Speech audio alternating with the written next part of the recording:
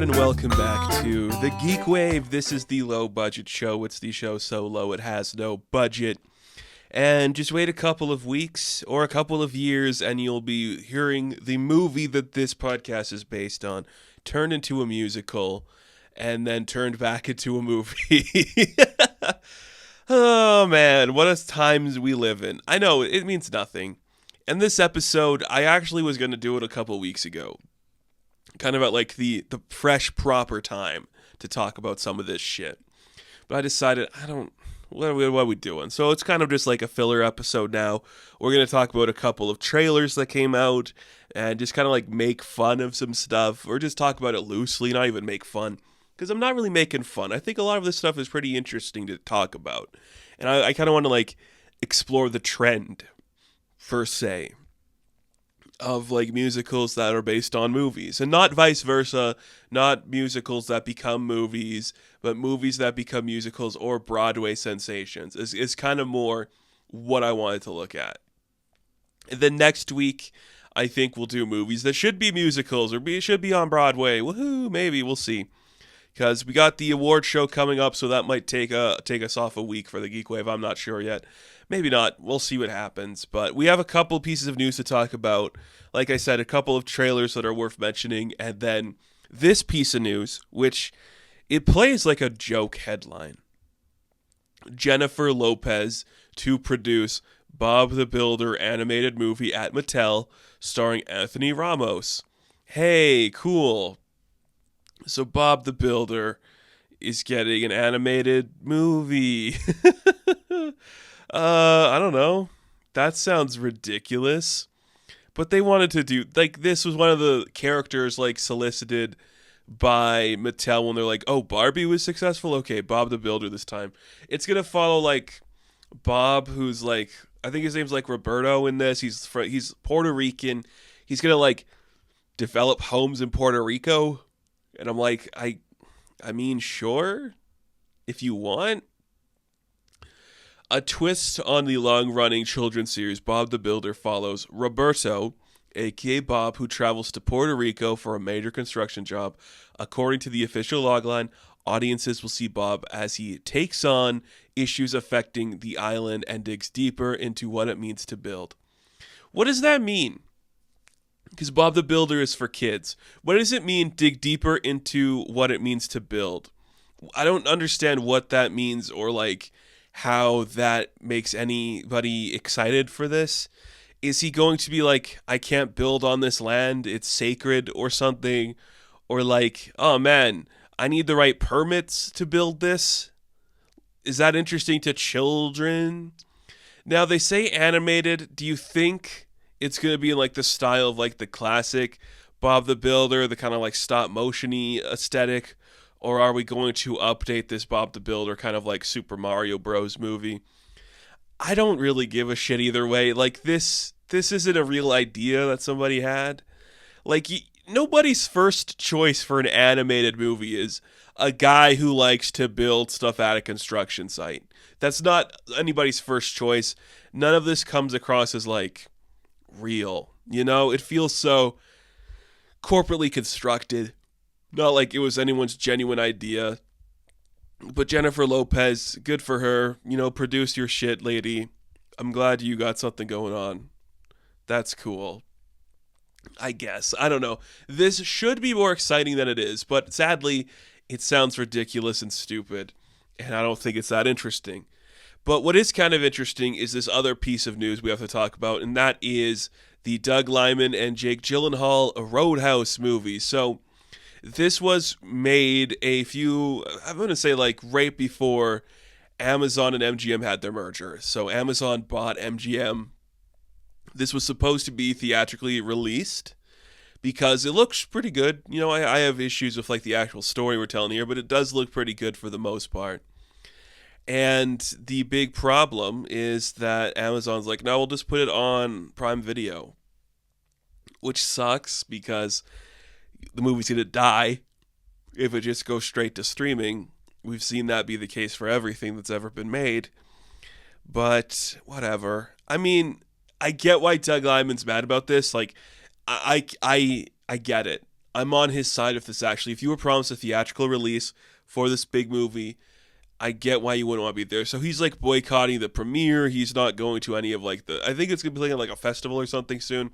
He's not going to any of it. He's not associating with this movie at all, which I respect the guy for being like, no, you screwed me out of something special because you bought another studio, and that's harmful and destructive, and it's probably going to ruin the industry more. But we do have the trailer. It comes out this year, March or April, I think. I'm not against how it looks. I've never been like, oh man, let's see like the strong guy show up and like save a fucking bar. I don't really care for that, but I would have liked to see like that in a theater. And I know there's still time for Amazon to potentially do the right thing and put it to cinemas, but I think like Air didn't even like bomb that hard. I feel like Air kind of like talk them out of it. Like, well, we're not even going to get a awards recognition, so why should we even try to put it in cinemas? You know, I feel like that's their vibe right now with it. It does look good. Like, there's a lot of interesting like cinematography shot for it, and Conor McGregor I think is going to be really interesting to see in that story. I'm not the biggest Gyllenhaal guy, but this might be the type of like weird outsider leading role that works for him, because he gets to be like the buff leading man, but also play like a sociopath, which he loves. So I'm okay with that, and I think it could be really interesting. I just feel so bad for Lyman. It's like, yeah, I made this movie, I was promised so much, and the industry itself literally changed overnight, and now I can't have anything nice, which sucks. He could be like a Chad Stahelski, David Leitch guy, where it's like his movies could make like an appropriate amount of money, like 60 domestic, 200 worldwide, and he gets to keep making stuff like Bullet Train and all that shit. But no, we have to put it straight to streaming, which sucks. But you know what's interesting? As one movie goes straight to streaming, another one is pulled from streaming and is headed to cinemas. And that is this movie directed by Dev Patel, produced by Jordan Peele, called Monkey Man. So originally this was supposed to be a straight to Netflix movie, but producer Jordan Peele saw it and he's like, we have to put this in cinemas. And we just got the trailer the other day. And holy shit, this looks intense. It's in the kind of like the same vein as like a Roadhouse, as like, a John Wick aesthetic, but you're looking at these incredible actors and story where it's like, it's kind of like a Bollywood mashup of like the underground life of this man who like works, and I think it's somewhere in India, but it's like, this is intense and crazy. I think it looks fantastic. This trailer just impressed me on an inconceivable level. All right, let's see if we have a plot summary here. This is from Wikipedia, so I don't know how accurate it's going to be. Monkey Man follows Kid, played by Dev Patel, a man with a painful past. Night after night, he endures beatings in an underground fight club fueled by suppressed rage. Kid seeks vengeance against corrupt leaders who harmed his family and oppressed the powerless. Inspired by Hanuman's legend, Kid infiltrates the city's elite, unleashing explosive retribution. The film, a mix of action and emotion, releases globally on April 5th. And, okay, so this isn't like the Monkey King story, right? I don't think it is. But, God, that sounds freaking awesome. Like, Dev Patel has picked his project so well his entire career. He has. Everything he's done has been fantastic. And him directing this movie that I think he co-wrote it as well. He worked on the story at least. He's now showing you, I've matured into one of these premier guys that this could be one of those defining films that is like, this is a serious director doing something serious. Dev Patel finally reaches the heights we all knew he could reach and becomes like the cult hit, but also like the box office hit. This could do gangbusters this year. I think this could do silently really well. That'd be so amazing to see, because it was so visceral and action-packed and had like a certain stylized to it. I'm all in. And I would say this could do Everything Everywhere All at Once numbers, that kind of vibe. I'd love to see it. Like, you have a really interesting cast here, a really interesting story. I'm all in. Like, this sounds freaking sick. This sounds amazing. And I want to see something like this succeed. So, yeah, I'm very curious to see what's going to happen with Monkey Man. I think it's going to be awesome. I think it's going to be so much fun. So, that shot up to, like, the top of my list for the year where I'm like, okay, Dev, I've been following you for a while. What do you got for me? Let's see what you're doing. Amazing. It's truly amazing, and I'm very excited to see what's going to happen there. And that's all the news we have this week, but we're going to take a quick break, and when we come back, we'll do the rest of the show, which is undefined topic until now.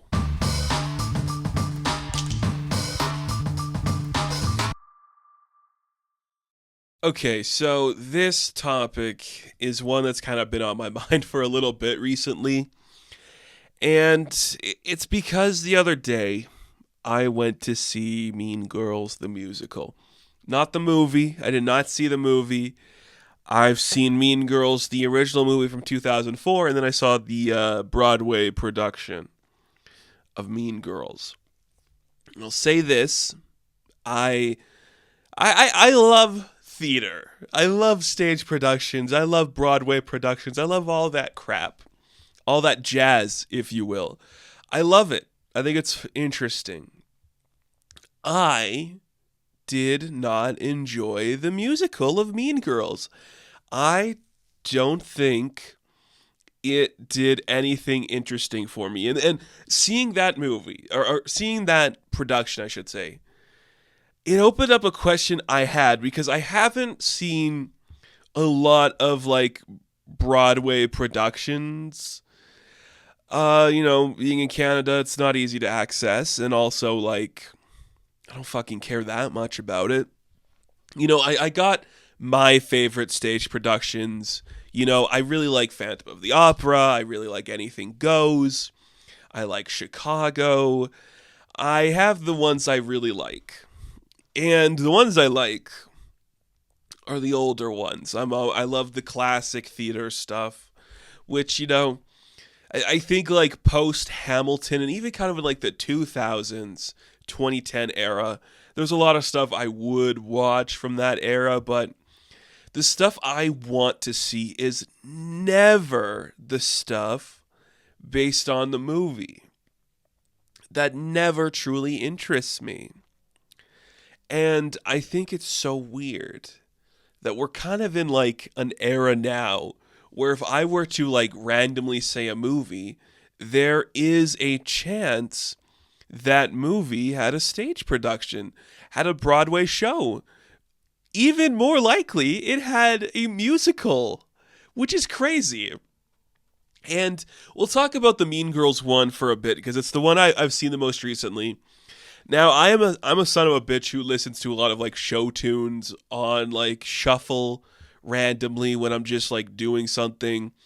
So for some of these, like Heathers and Beetlejuice and The Lion King and some other random ones, I've listened to the soundtrack just without ever actually seeing the production, so I'm like vaguely aware of it. But it's such like a weird phenomenon that's kind of been happening recently. And I just wanted to talk about like why are these movies becoming musicals? It's very interesting. I don't know if I love it. I'm not against like creators of any kind taking a story and modernizing it. But I'm sitting in the theater. I'm sitting in like auditorium, I guess is what you'd call it, or whatever. And I'm watching the Mean Girls production, and they're hitting the beats, and the way like they actually like maneuver the sets on the stage, I think is very impressive. There's some cool use of like changing the way the desks are facing to have different people be like the teacher and stuff like that. It's all very interesting. But even though I'm watching that, I'm just like, this isn't doing enough to truly make me think this is an earned production. Does that make sense? I know Tina Fey is all like, the musical's great. And even at like my, when I went to see it, there was like the voiceover from Tina Fey like, hey, please watch it in fun, and remember, don't use your camera to spoil it because it's already a movie, so it can't be spoiled. And I know it's tongue-in-cheek. I know Tina Fey saying, like, it's a movie that's 20 years old, so obviously it's going to be something you already know. You don't really, like, change anything that much to make it modern or contextualized in a different way. So I'm just sitting there and I'm watching this and I'm like, I'm seeing a stripped down version of a story I've seen presented better. Because if the Mean Girl story was built specifically for stage and for Broadway and for musical, it would feel better.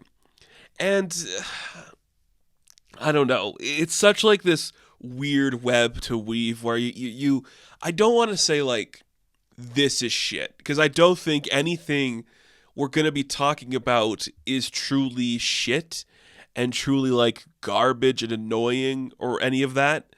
Everything is allowed to exist in any format it is chosen to exist in. That is not an issue with me. Things are made for their original format, and that is where they work the best.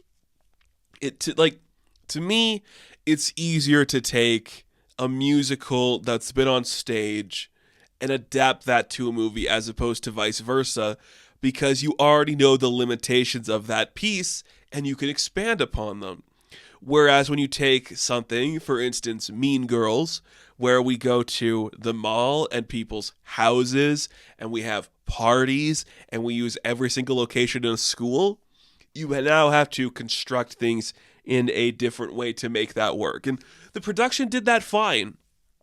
But it was the actual story we're telling where I was like, this doesn't need to exist. The inventive way we change scenes, that's all cool. I'm 100% for that. I think it's a really fun, interesting way to kind of like change the way things have been told before.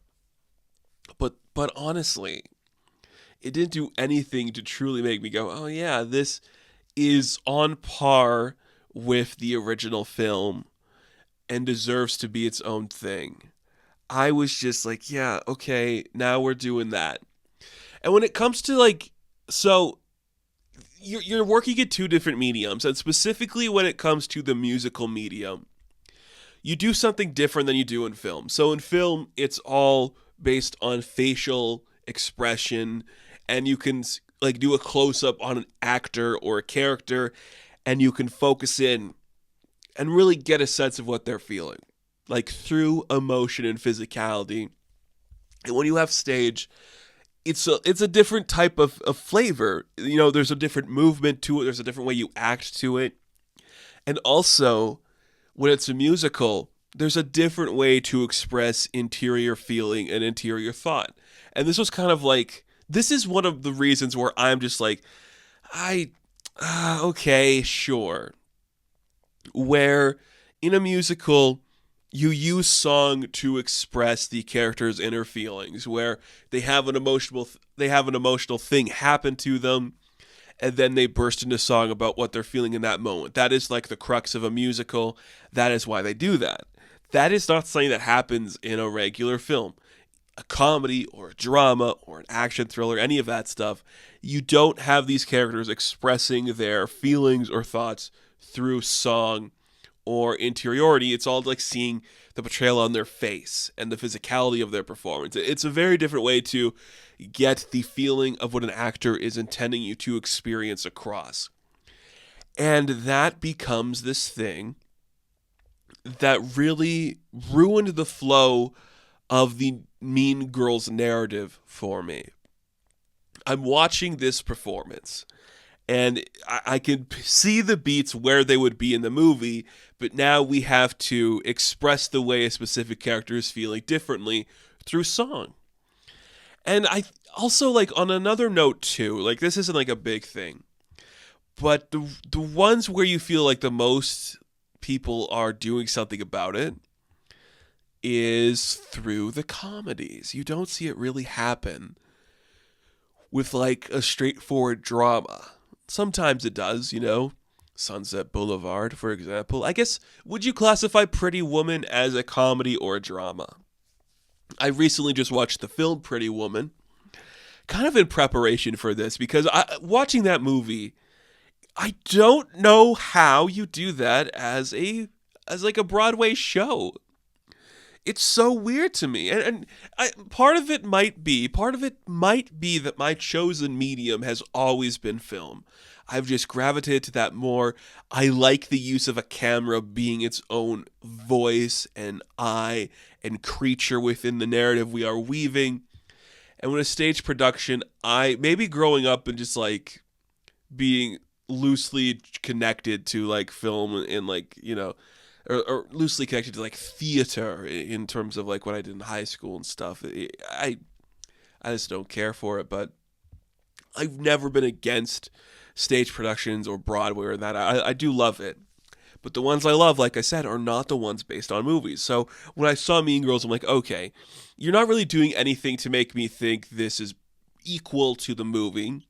The beats you are saying in the movie are handled better in the movie because now you are doing something that becomes a very big problem. It's the same thing that becomes a problem with like a Lego sequel. Now you have to take the beats that people remember from the thing and put them into the musical. In terms of Mean Girls, we had to have certain pieces of dialogue said. We had to have certain beats play out exactly like you remember them. We very loosely update the material. And when you're not updating the material, you're not adding anything to the mythos, to the lore, to the story. You are simply just telling it in a different fashion. And that becomes the problem. Now, I don't want to just harp on Mean Girls this whole time because I don't think it's the most egregious it's not the biggest offender of this thing. And I don't know what would be. I have a few lists we're going to talk about, but before that, one of the things I do want to dive into is kind of like one of the other reasons that these adaptations might be happening, and that is solely because it's another revenue stream for distribution company or whatever, a studio to make their money. Thus is the case with perhaps the most well-known of these, and that is the Disney stuff. Because Disney has been truly egregious in this. So the ones Disney has done, I think they still got some shows that are actually running on Broadway. So Disney did The Lion King, Aladdin, Mary Poppins, The Little Mermaid, Frozen, Beauty and the Beast. I think they did Tarzan as well. Stuff like that. I think The Lion King is still running. Yeah, and they did Newsies again, but that like the Renaissance era Disney stuff: Lion King, Aladdin, Little Mermaid, Frozen, Beauty and the Beast, Tarzan. Like Disney took the opportunity to take those things that are musicals, so I'm not truly against it. Like the movies are musicals, and just put them on stage. Which there's nothing wrong with that, but then it just becomes like, oh, Disney putting their, hand in another, cookie jar to get something else that they can control and they can own. And that never comes across as truly natural or wholehearted, but they have definitely made something their own. And I do appreciate that. I'm not like against it, but it's like, okay, now Disney's got its chokehold on the theater industry too. And now like where new original stories can be built up on Broadway, Aladdin is playing, right? Like that kind of thing. I just find it so hard to be truly satisfied with the entirety of that idea. And I know there's like off-Broadway plays, and there's a little bit different. Like where I live, we have the Fringe Festival come through Canada, and there was like a show about the Thundercats or like Thundercat-like characters. And I'm like, that's kind of fun. And I think why this is working so well is the thing I said earlier, because they're mainly doing it with comedies. So when you're having like the playful energy of it, where we do like a Legally Blonde, stage production and we can like have fun and it's like more interior and she's doing that stuff, people respond to it better, I suppose. And where you just like, some of them you're like, this is ridiculous. Like you don't need to be doing this. But I mean, Heathers is the one for me where I'm like, what? Why are we doing Heathers? And there's like I know like there was one for Bring It On had like a stage production somewhere. Charlie and the Chocolate Factory, like shut the fuck up. Like what are you adding to those narratives by doing it in that format? I don't know. I know another big one for a lot of people was Shrek the musical or Shrek the Broadway production or whatever. I'm just like, God damn it. Is that interesting? Like, I see something like that, and I'm like, what is realistically being added to Shrek to make that worthwhile? You know? Is this like, am I missing something about all of these adaptations? I just don't get why we're doing it. Is it funny? I wasn't laughing through Mean Girls. I was like, I know what the jokes are. Do I just like not have an investment in the world? Like, are all of these properties just things I don't connect to? And then next week when we talk about movies I would turn into musicals, maybe then I'll care more. But if we were to, so I don't give a shit about Shrek. And I don't truly give a shit about any of the Disney Renaissance films or Mean Girls. I've talked about Mean Girls in a bunch of different ways.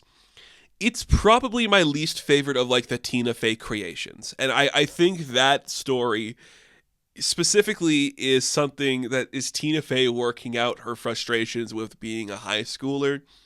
And it makes the Tina Fey character that's kind of Katie into like the ultimate like leading lady that's desirable. And it comes across a little too like annoying for me.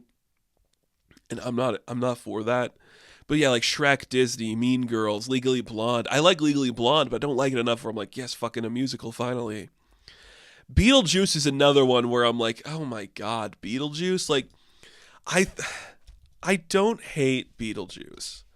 It's not a character I love, but I see the musical and I'm like, what? I mean, this one I think more than the other ones changed. Like, I know Beetlejuice like is different than the movie, if I'm not mistaken. I think it's more like Lydia and Beetlejuice teaming up to do something. Like, I believe they did something different than the classic. And that's where I'm like, that is more interesting than just retelling the freaking movie again in a different style.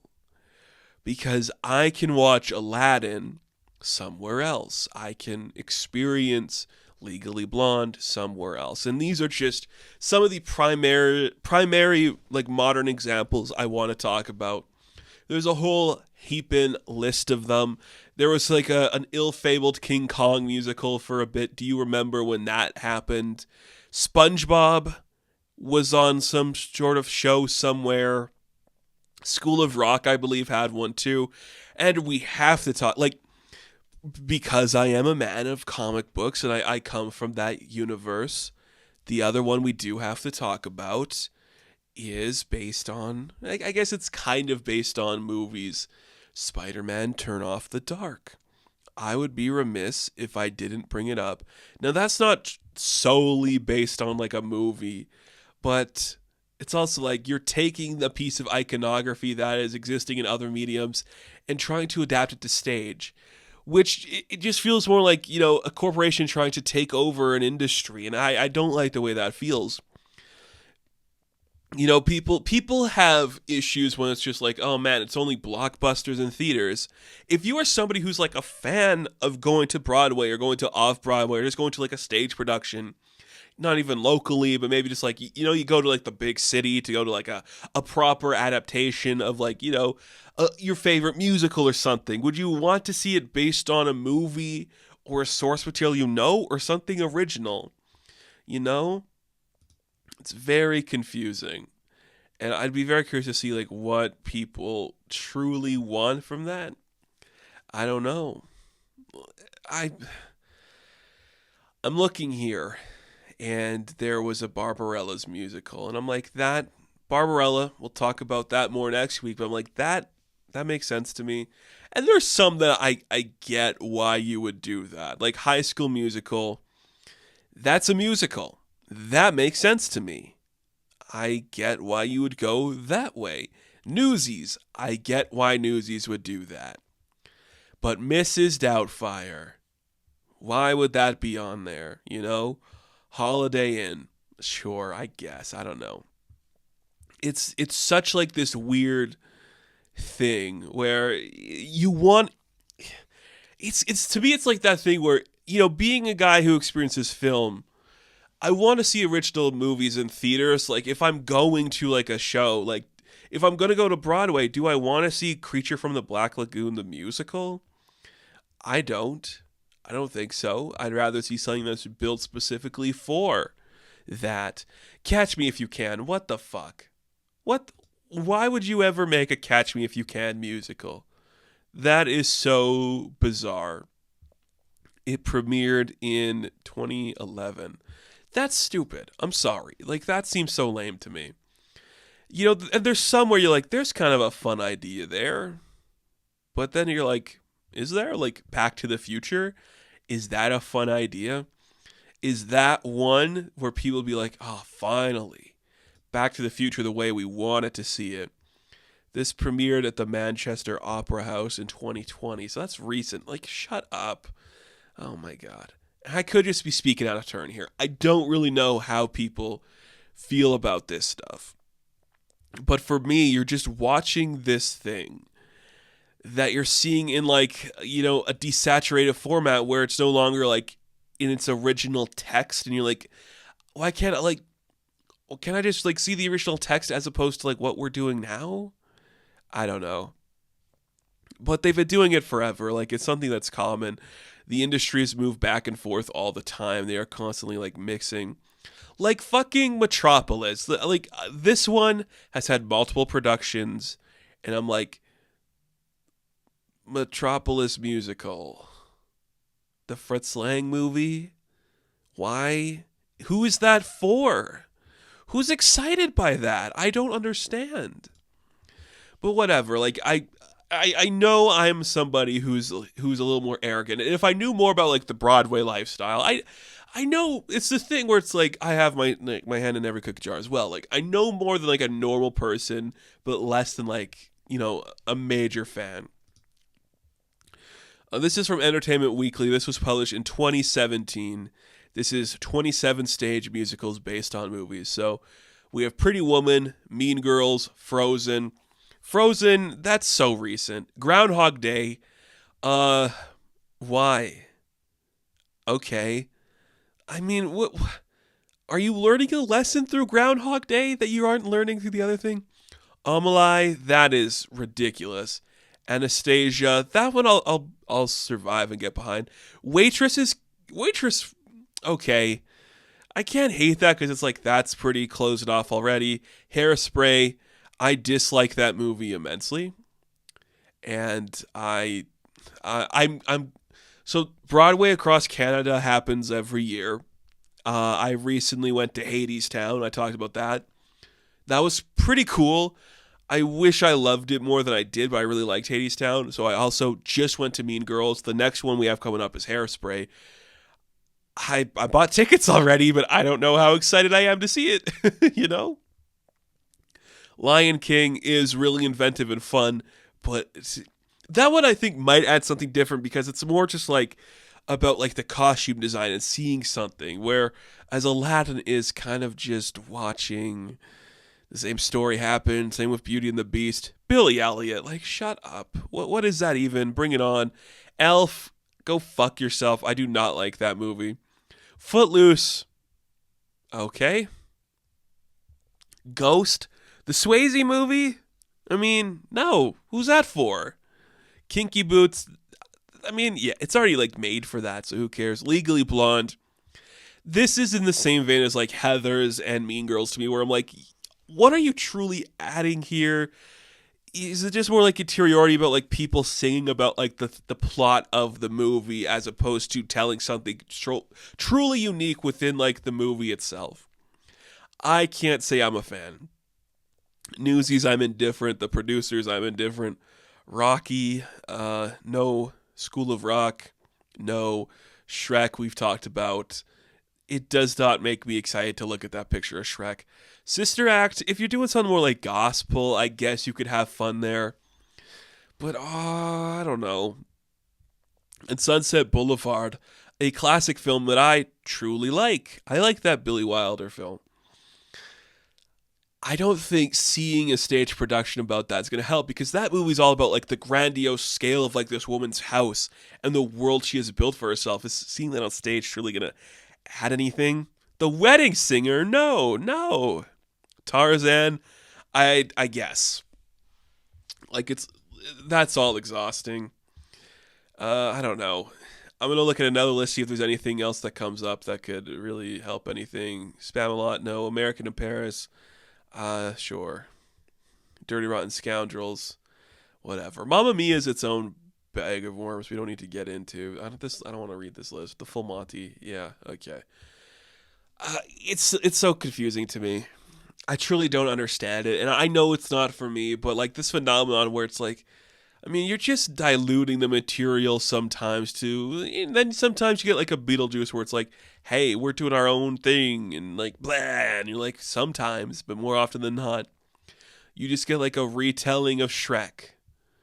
And it's just like, okay, whatever. But this was something that's been weighing on my mind for a while. I had to get it out of my system. I just had to, at some point, talk about what these do and what they mean. And it's just like, okay, now that it's out of my system, I can go back to just being indifferent to musicals for most of my life. But I truly love musicals. I love musicals. It's one of my favorite genres of movies. I like going to a stage production. You know, I want to see more of the classic ones, because I'm not somebody who's like, oh my God, I have to see Hamilton. Like, that's not me. I don't give a shit about Hamilton. I'd like to see a good production of Cats. That'd be pretty cool. I'd love to see a good production of Streetcar. I think that'd be really good too. I'm not just a musical guy. Stage production, give me something intense. Give me something that's going to make me think. I want to see a stage production of Cat on a Hot Tin Roof. That is like a dream for me to see. I love that movie. I'd love to see a stage production of it. But musicals, just anything goes is truly like my favorite. You know, I think even Wicked falls into this category too. It's a little more like people love it. It's kind of more cherished and it made its own thing, but you're doing something based on an IP and you're doing something different, which does kind of work better. If you were just doing Oz, then it would be kind of annoying, but whatever. You made something special, I suppose, and we should applaud you for that. You've done something with your life. Congratulations. That's great. Sorry. Next week, I'll talk about stuff I like a little bit differently. But until then, if this episode bothered you, I'm sorry. But thank you all for watching, and thank you all for listening. If you're listening to this on the podcast feed, please give us a rating over there. Certainly would help us out a lot. Be sure to like and subscribe to the channel. As always, you can check it on Instagram, TikTok, and Twitter. And of course, give them the old razzle-dazzle. Razzle-dazzle them and all that jazz. And You Are the Wind Beneath My Wings. I don't even think that's a musical song, but have fun, stay safe, rat-a-ta-ta, good luck.